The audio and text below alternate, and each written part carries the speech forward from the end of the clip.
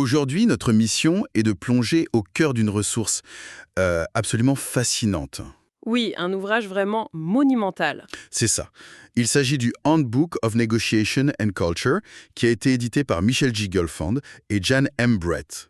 L'objectif de notre exploration approfondie aujourd'hui, c'est de comprendre ce qui se passe réellement dans notre tête, je veux dire d'un point de vue psychologique, neurologique et même sociologique. Exactement, tout ce qui s'active quand des êtres humains s'assoient autour d'une table pour négocier. D'accord, décortiquons tout ça. Pendant très longtemps, l'image d'Épinal de la négociation, c'était celle d'une rationalité économique pure. La fameuse théorie de l'acteur rationnel. Voilà, on s'imaginait que c'était un processus de marchandage super classique, genre une partie d'échecs froide et calculée, où l'unique but était de maximiser ses propres profits. Sauf que la réalité est bien différente. C'est le moins qu'on puisse dire. Les recherches que vous allons examiner révèlent une réalité beaucoup plus chaotique et, en fait, infiniment plus intéressante. Nos décisions sont secrètement dictées par des biais cognitifs totalement invisibles. Des perceptions sociales complètement faussées aussi. Absolument. Des émotions bouillonnantes et par-dessus tout par un élément qu'on oublie presque toujours. Notre propre culture. Et c'est précisément pour cela que cette analyse est indispensable pour quiconque s'intéresse à la prise de décision. Que l'objectif soit de préparer une réunion stratégique à haut risque, de demander une augmentation ou même simplement de mieux déchiffrer les interactions humaines au quotidien. C'est utile pour tout le monde en gros. Mais capable d'anticiper et d'éviter les pièges mentaux. Ces pièges dans lesquels la grande majorité des négociateurs tombent sans même s'en apercevoir. Bah oui, parce que le cerveau humain, face à la complexité d'une négociation, il est un peu paresseux. Il est conçu pour utiliser des heuristiques. Des heuristiques, c'est le mot scientifique pour parler de nos fameux raccourcis mentaux, n'est-ce pas? C'est exactement cela. Des raccourcis qui nous aident à traiter rapidement des avalanches d'informations. Sauf que, ces raccourcis ont un coût caché très élevé. Et le premier domaine où ces raccourcis créent de véritables mirages dans notre esprit, c'est dans notre évaluation des risques. C'est ce que les psychologues appellent la théorie des perspectives et le recadrage. Ou le framing en anglais. Oui, le framing. Il y a de célèbres travaux fondateurs, ceux de Kahneman et Tversky, qui ont mis cela en lumière. Et c'est fascinant de voir comment cela s'applique directement à une table de négociation. En gros, tout dépend de la manière dont on perçoit la situation de départ. C'est ça. Est-ce qu'on se dit qu'on cherche à gagner quelque chose de nouveau ou est-ce qu'on se bat pour ne pas perdre ce qu'on a déjà? La différence de comportement qui en découle est stupéfiante. Les chercheurs ont mis en place des expériences où des négociateurs recevaient des objectifs formulés strictement en termes de gains. Et que se passe-t-il dans ce cas? Dès que le cerveau se focalise sur un gain potentiel, la personne devient soudainement très averse au risque. Elle a peur de perdre ce gain potentiel. Exactement. Elle va avoir tendance à faire beaucoup plus de concessions, parfois même de trop grosses concessions, simplement pour sécuriser l'accord. Pour être sûr d'empocher ce fameux gain. Tout à fait. Mais attends une seconde. Donc, si on renverse la situation, si on prend les mêmes objectifs, exactement les mêmes chiffres, mais qu'on focalise l'attention de la personne sur les pertes potentielles, est-ce qu'elle devient meilleure en affaires? C'est là tout le paradoxe. Face à la perspective d'une perte, les gens adoptent un comportement de forte prise de risque. Ils deviennent beaucoup plus durs en affaires. Ils s'accrochent à leur position. Ils refusent de céder du terrain. Le résultat, c'est que ces négociateurs focalisés sur les pertes obtiennent très souvent de meilleurs accords individuels sur le papier. Ça a l'air génial. Oui, mais, et c'est un grand mais, ce comportement intransigeant fait aussi exploser et échouer un nombre beaucoup plus important de négociations globales. La peur viscérale de perdre pousse à jouer avec le feu. Et parfois, la maison brûle. C'est exactement ça. C'est fou de se dire qu'une simple formulation change toute la donne. Et en parlant de pièges liés aux chiffres, il y a un autre biais incontournable dont on doit parler. L'ancrage. L'ancrage, oui, et le pouvoir mystique de la première offre. On a tous déjà entendu des professionnels, comme des agents immobiliers, affirmer la main sur le cœur qu'ils ne sont absolument pas influencés par le prix de départ. Le prix affiché d'une maison lorsqu'ils doivent en estimer la valeur réelle. Ils se disent experts, complètement rationnels, pourtant les données prouvent systématiquement le contraire. Le premier chiffre jeté sur la table, même s'il est absurde, agit comme un aimant psychologique gigantesque. Absolument. Faire la première offre agit comme une ancre très lourde qui va inévitablement tirer l'accord final dans sa propre direction. Même pour les pros, hein. Même l'expert le plus chevronné ne peut pas totalement s'en défaire. Mais pour moi, le détail le plus mémorable concernant ces premières offres, ça réside dans l'impact émotionnel d'une acceptation qui survient trop rapidement. Oh oui, ce concept est brillant.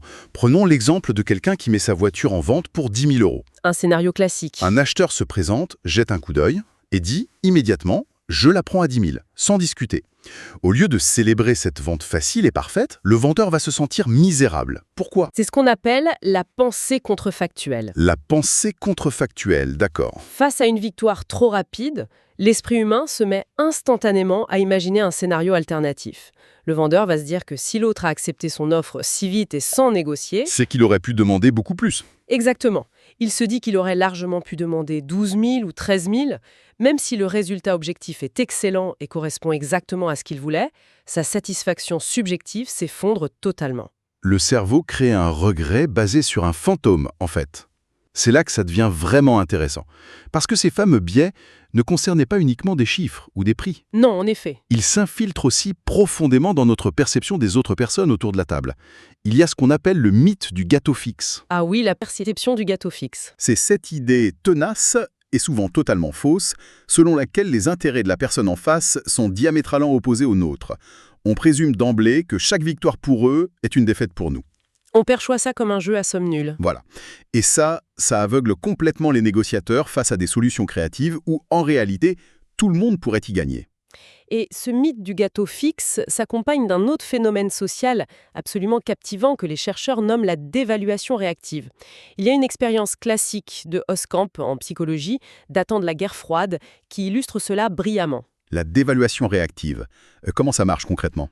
Le principe est simple. Nous avons tendance à dévaluer la valeur d'une concession ou d'une offre pour la seule et unique raison que c'est notre adversaire qui vient de la proposer. C'est l'expérience avec les traités de désarmement, n'est-ce pas? Exactement. Les chercheurs ont demandé à des participants d'évaluer de complexes propositions de désarmement nucléaire. Ce que les participants ne savaient pas, c'est qu'on leur présentait des propositions strictement identiques. Mot pour mot. Mot pour mot. Mais pour la moitié du groupe, on disait que la proposition émanait des États-Unis.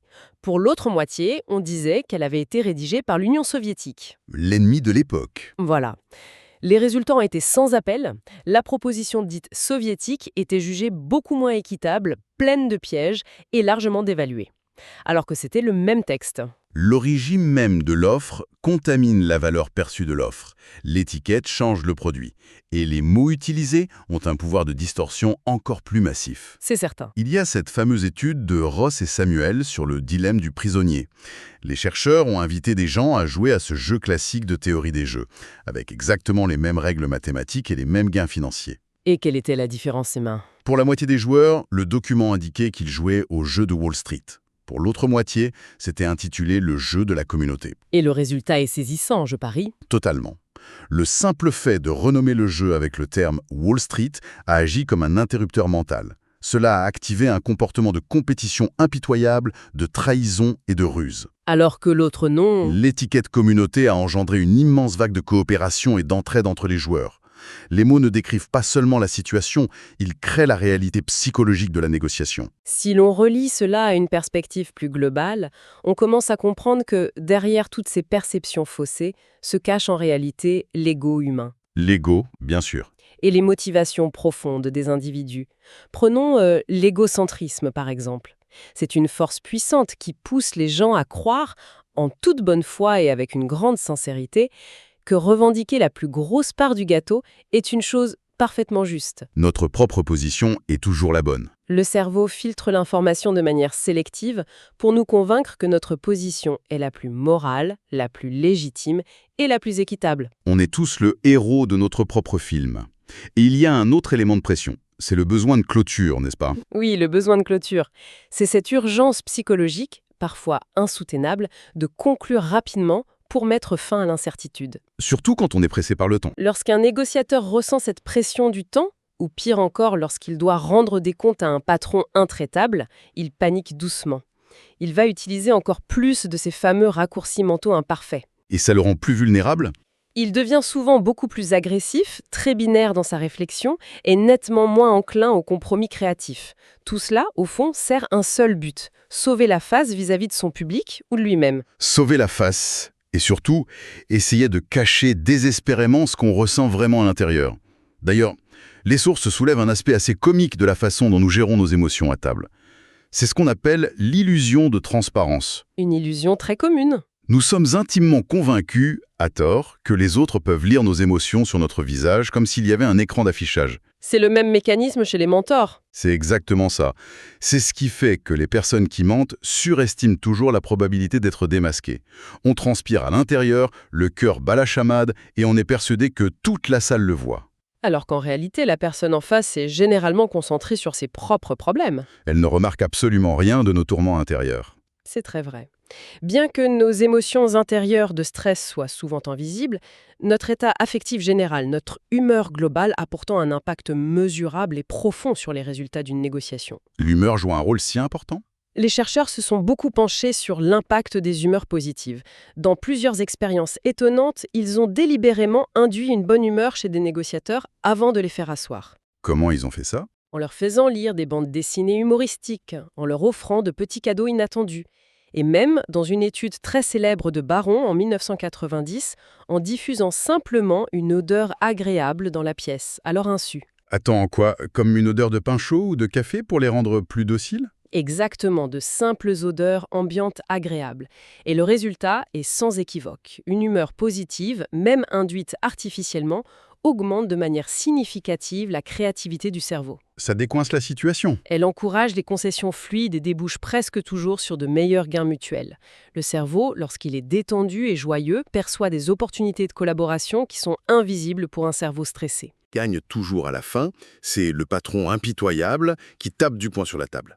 Celui qui hurle et qui terrorise la partie adverse. Voilà, Hollywood nous ment. Hollywood exagère énormément, oui. Les recherches montrent que la colère, surtout lorsqu'elle est dirigée personnellement vers l'adversaire, est fondamentalement destructrice pour l'accord. Ça bloque tout. Elle anéantit la valeur globale qui pourrait être créée. Elle réduit drastiquement la capacité cognitive à comprendre les véritables intérêts sous-jacents de l'autre partie. On ne voit plus que rouge. Pire encore, elle provoque très rapidement des cycles de représailles toxiques où l'objectif n'est plus de trouver un bon accord, mais simplement de punir l'autre. Personne n'en ressort gagnant sur le long terme. Ce qui est rassurant face à ces vagues de colère ou de frustration, c'est que l'être humain est un très mauvais juge de la longévité de ses propres émotions. C'est ce que les psychologues nomment le biais de durée. On pense que ça va durer éternellement. C'est ça. Nous surestimons systématiquement la durée de nos émotions futures.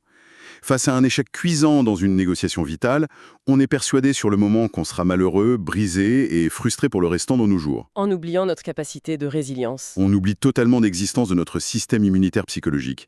C'est cette force silencieuse de l'esprit qui nous aide à rationaliser l'échec, à nous y adapter et à passer à autre chose bien plus vite qu'on ne l'aurait imaginé. Cela soulève une question cruciale qui nous amène directement à la troisième grande dimension de notre exploration aujourd'hui.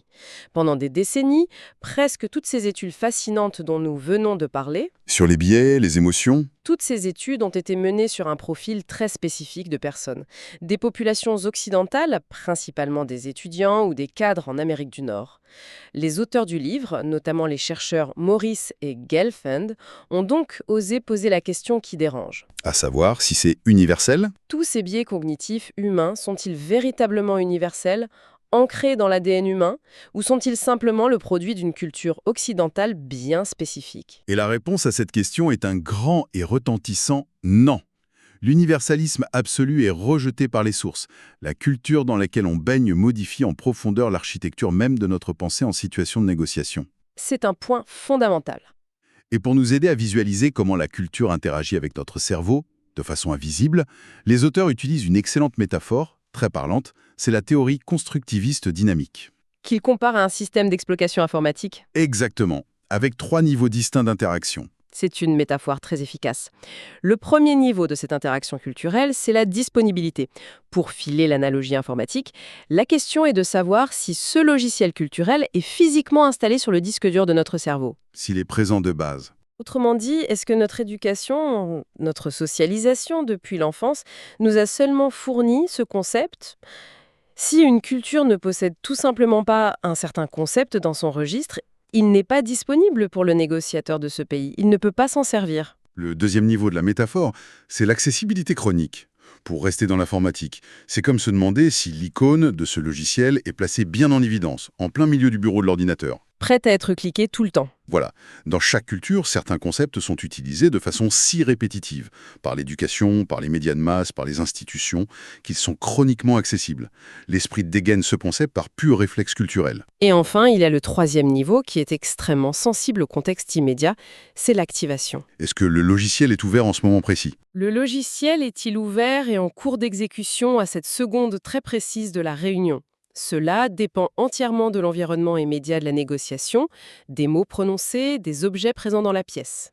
Prenons un exemple hyper concret abordé dans les sources pour illustrer comment deux cultures exécutent des logiciels totalement différents. Regardons la manière dont le concept même de conflit est perçu par le cerveau. Un très bon exemple. Aux États-Unis, la culture publique dominante, qu'on observe à la télévision, dans les débats politiques ou le monde des affaires, utilise de façon chronique des métaphores liées à la guerre ou au sport professionnel. Écraser la concurrence, marquer un essai. Il y a un grand gagnant, il y a un perdant humilié. Inévitablement, ce contexte culturel active le mythe du gâteau fixe dont on parlait tout à l'heure. C'est chacun pour soi. Tout à fait. Mais si l'on traverse l'océan et qu'on regarde le Japon, l'architecture mentale est radicalement différente.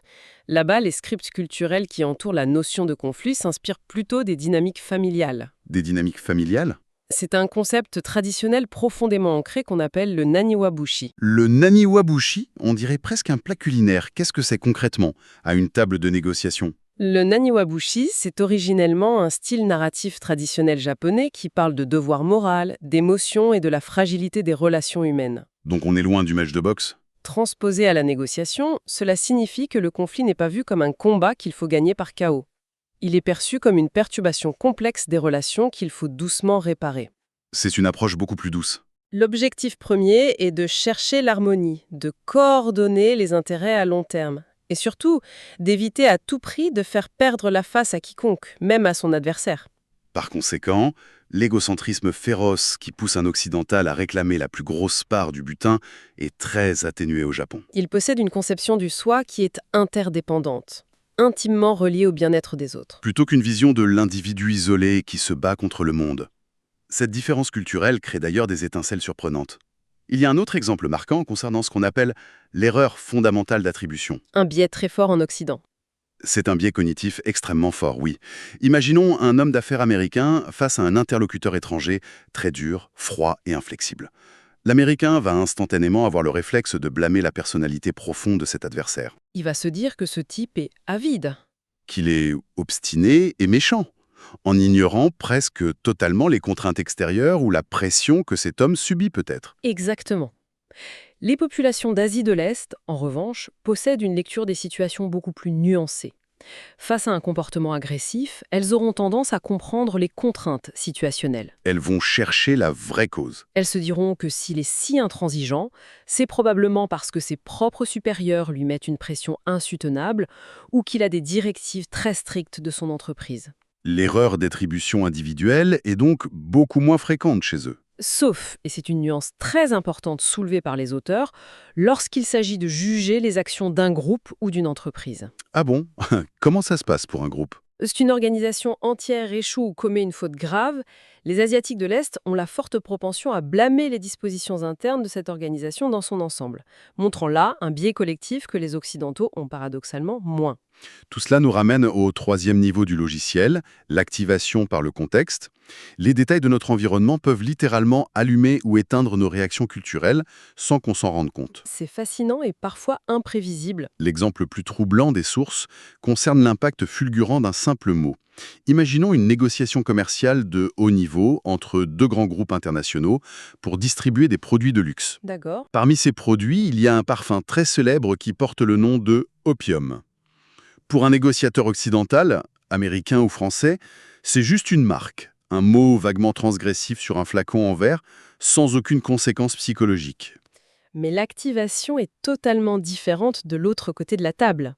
Pour un négociateur chinois, entendre ce mot « opium » prononcé à répétition dans un contexte commercial formel agit comme un déclencheur historique puissant. Ça réveille des souvenirs douloureux. Sans même qu'il en ait consciemment l'intention, ce simple nom va raviver les traumatismes profonds liés aux guerres de l'opium et à l'exploitation historique par les puissances étrangères. Ce mot va activer tout un réseau neuronal de méfiance. Et d'un coup, sans que l'occidental ne comprenne pourquoi, la température de la pièce chute de 10 degrés. Le négociateur chinois devient soudainement ultra défensif, fermé, et les discussions s'enlisent. L'Américain blâmera probablement la personnalité de son interlocuteur. En ratant complètement l'activation culturelle invisible qui vient de se produire. Un mot, un simple parfum, a changé le destin du contrat. Ce qui démontre à quel point l'influence du contexte est subtile. Mais cette mosaïque complexe de biais et de culture nous mène naturellement à la toute dernière pièce du puzzle. Les différences strictement individuelles. Car même au sein d'une même culture, il y a des variations majeures. Au-delà de ce que dit notre passeport, notre propre personnalité et notre intelligence émotionnelle jouent un rôle décisif à la table des négociations. Tout à fait. Par exemple, les chercheurs s'intéressent beaucoup à un trait qu'on appelle le self-monitoring ou la capacité d'auto-observation. C'est ce qu'on pourrait appeler des véritables caméléons sociaux, n'est-ce pas? Oui, des caméléons. Les individus qui ont un haut niveau de self-monitoring sont d'excellents acteurs. Ils passent leur temps à scruter leur environnement pour savoir exactement quel comportement adopter pour plaire ou pour impressionner. C'est le terme parfait. Ils excellent littéralement dans l'art de masquer leurs véritables émotions ou de simuler de fausses émotions stratégiques. Tout simplement parce qu'ils s'adaptent en temps réel aux micro-indices extérieurs que leur fournissent les personnes présentes dans la pièce. C'est un super pouvoir en apparence. Cependant, les sources soulignent un paradoxe fascinant. À force de chercher perpétuellement les indices chez l'adversaire pour ajuster le masque qu'il porte, ces fameux hauts self-monitors finissent très souvent par se déconnecter de leurs propres signaux internes. Ils s'oublient eux-mêmes. Ils perdent le contact avec leurs propres émotions authentiques et leur boussole morale. Ils se perdent dans leur propre rôle, en somme. Exactement. Et le résultat ironique, c'est qu'ils deviennent paradoxalement beaucoup plus faciles à manipuler par un adversaire habile et calculateur. L'arroseur arrosé. Ils se fient tellement à ce que l'autre projette qu'ils oublient de rester solidement ancrés dans leurs propres ressentis et leurs propres objectifs. Et au-delà de ça, les traits de personnalité plus profonds, comme ceux définis par le modèle classique des Big Five en psychologie, modèlent aussi l'expérience de manière invisible. Prenons l'extraversion. Comment ça se manifeste ? Une personne naturellement extravertie aura une forte propension à se souvenir beaucoup plus facilement des mots positifs et des gestes amicaux échangés lors d'une longue session de négociation. Ce tri sélectif de la mémoire va influencer son jugement global et la rendre beaucoup plus propice à coopérer de bonne foi par la suite. À l'inverse d'une personne anxieuse. Exactement. Quelqu'un qui a un score élevé en névrosisme, c'est-à-dire une forte tendance à l'anxiété et à l'instabilité émotionnelle, va agir comme une éponge pour le négatif. Il va retenir obsessionnellement chaque petite remarque piquante ou chaque délai, ce qui entraînera des souvenirs amers et une attitude beaucoup plus hostile pour les réunions futures. Et bien sûr, posséder une intelligence émotionnelle élevée permet de percevoir ces dynamiques chez l'autre, offrant un avantage tactique indiscutable pour lire entre les lignes et naviguer à travers ces multiples filtres psychologiques. Alors qu'est-ce que tout cela signifie au fond? Notamment comment ces différences de personnalité et d'intelligence émotionnelle se traduisent-elles quand on regarde des groupes démographiques plus larges? C'est une question épineuse. Les sources abordent par exemple la question très étudiée du genre à la table des négociations. Est-ce que ces capacités de lecture émotionnelle créent de réelles différences de résultats entre les hommes et les femmes? C'est une question très complexe abordée par le manuel. Les recherches en psychologie indiquent systématiquement que les femmes sont, de manière générale, plus expressives sur le plan émotionnel. Elles communiquent plus d'émotions. Elles possèdent en moyenne un vocabulaire émotionnel beaucoup plus riche et complexe que les hommes et déploient une capacité nettement supérieure à décoder avec précision les signaux non-verbaux subtils émis par les personnes autour de la table. Donc, en théorie, avec une telle capacité à lire la pièce et à comprendre ce que l'adversaire cache, elles devraient obtenir de meilleurs résultats économiques systématiquement, n'est-ce pas?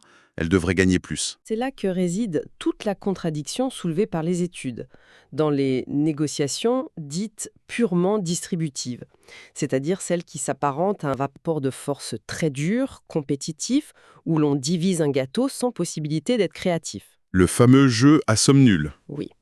Eh bien, ces atouts remarquables d'intelligence émotionnelle ne se traduisent curieusement pas toujours par un avantage concret sur le résultat final.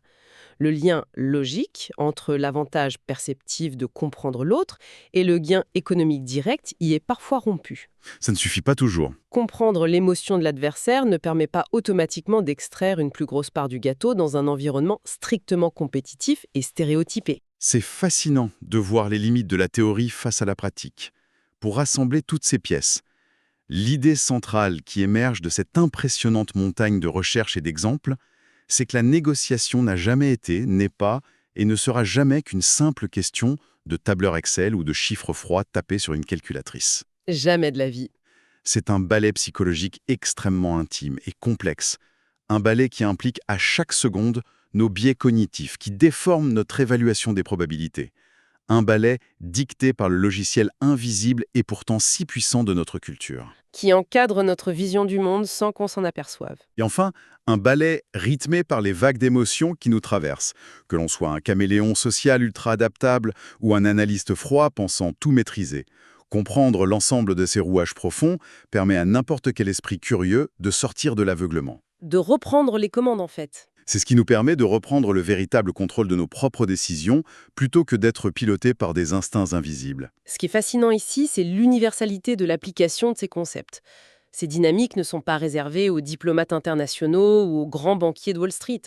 Absolument chacun d'entre nous participe à des négociations complexes au quotidien. Pour acheter une voiture, demander une augmentation, Qu'il s'agisse de discuter le prix d'achat d'une maison en essayant de ne pas regretter une victoire trop rapide, qu'il s'agisse de mener une réunion budgétaire tendue sans céder à une colère destructrice de valeur, ou même, plus simplement, de gérer des relations interpersonnelles délicates avec ses proches ou ses enfants.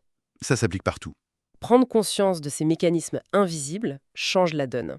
Réaliser qu'une première offre complètement absurde d'un vendeur vient littéralement de planter une encre chimique dans notre cerveau, ou comprendre que la frustration de notre interlocuteur étranger est peut-être due à l'activation d'un traumatisme historique plutôt qu'un mauvais caractère, Ça remet les choses en perspective.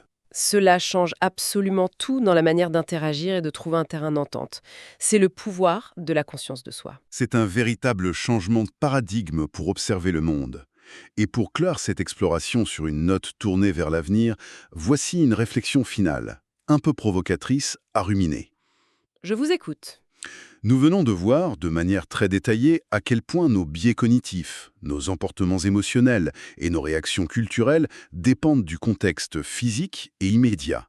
Une odeur agréable qui flotte dans la pièce, l'utilisation d'une métaphore sportive agressive ou la résonance tragique du nom d'un parfum peuvent altérer irrémédiablement le cours d'un accord financier. C'est prouvé. Alors, posons-nous cette question.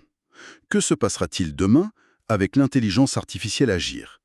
Si, dans un avenir très proche, une intelligence artificielle surpuissante est officiellement chargée de négocier des contrats commerciaux ultra complexes en notre nom, comment agira-t-elle ? C'est une question vertigineuse. Nos biais culturels et nos erreurs émotionnelles, simplement pour imiter l'humain et être comprises. Ce serait recréer nos propres failles. Ou bien, et c'est peut-être l'hypothèse la plus effrayante, développera-t-elle de tout nouveaux biais logiques, froids, algorithmiques et totalement incompréhensibles pour notre pauvre cerveau biologique. L'IA pourrait bien redéfinir à tout jamais ce que signifie réellement trouver un accord. Ça donne matière à réflexion, c'est sûr. C'est sur cette perspective troublante et passionnante que nous achevons notre plongée d'aujourd'hui. À très vite pour une nouvelle exploration.